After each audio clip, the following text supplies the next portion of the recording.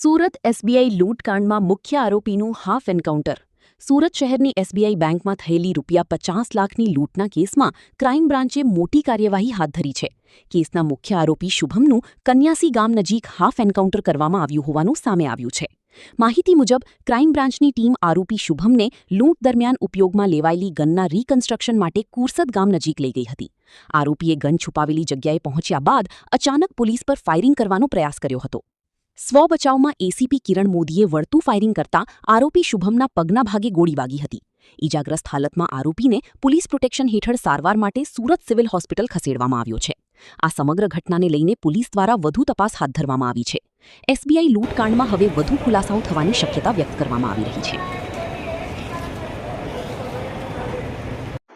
27 એપ્રિલના રોજ વરાછા પોલીસ સ્ટેશનની હદમાં સ્ટેટ બેંક ઓફ ઇન્ડિયામાં એક બેંક રોબરી કરવામાં આવી હતી. 6 થી 7 માણસો દ્વારા રોબરી કરવામાં આવી હતી.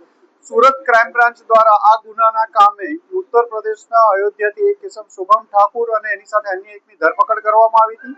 આજે એક 7 દિવસના રિમાન્ડ ઉપર હતો. રિમાન્ડ દરમિયાન ક્રાઇમ બ્રાન્ચની ટીમ અને વરાછા પોલીસ સ્ટેશનની ટીમ દ્વારા એને સુરત ગ્રામ્યના કન્યાસી ગામે જ્યાં એમણે બિનવારસી મોટરસાયકલ મૂકી દીધા હતા અને પોતાનું વેપન છુપાયું હતું અને મોબાઈલને આ વસ્તુ ફેંકીને ગયા હતા, એ જગ્યા બતાવવા માટે પોલીસ સાથે ગયેલો હતો. એ દરમિયાન એને જે જગ્યાએ વેપન છુપાવેલું હતું ત્યાં અચાનક એમાંથી વેપન કાઢી અને પોલીસ ઉપર એક રાઉન્ડ ફાયર કરતા જવાબી કાર્યવાહીમાં એસીપી ક્રાઇમ કિરણ મોદી દ્વારા એક રાઉન્ડ ફાયર કરવામાં આવ્યું છે. એને ત્યાંથી તુરંત પ્રાથમિક સારવાર માટે હોસ્પિટલ લઈ જવામાં આવ્યો છે અને ત્યાંથી અહીંયા સિવિલ હોસ્પિટલ. એક ગ્રેડેડ ક્રિમિનલ હતો, અગાઉ પણ 302 જેવા કેસોમાં પકડાયેલો છે. એને ખબર હતી કે જો હું આ કેસમાં એરેસ્ટ થઈશ અને મને લાંબુ જેલમાં રહેવું પડશે અથવા લાંબી પનિશમેન્ટ પણ આવશે, એટલે એ ભાગવાની કોશિશ કરવા માટે પોલીસ ઉપર હુમલો કરવા માટે પણ પ્રયત્ન કર્યો અને એને તાત્કાલિક પોલીસ દ્વારા હોસ્પિટલ લાવવામાં આવ્યો છે અને એની સારવાર ચાલુ છે. કન્યાસી ગામ છે સુરત ગ્રામ્યમાં, ત્યાં ફાયર કરવામાં આવ્યું છે. એને જવાબી કાર્યવાહીમાં પોલીસ દ્વારા ફાયર કરવામાં આવ્યું હતું, જેમાં એના પગમાં ગોળી વાગેલી છે. એના દ્વારા એક રાઉન્ડ પોલીસ પર ફાયરિંગ કરવામાં આવ્યું. પોલીસ ઉપર ફાયરિંગ કરવામાં આવ્યું છે એક રાઉન્ડ. હજી હોસ્પિટલ પહોંચ્યા છે, એની પેશન્ટની પરિસ્થિતિ જોઈ અને આગળ બ્રીફ કરશું આપણે.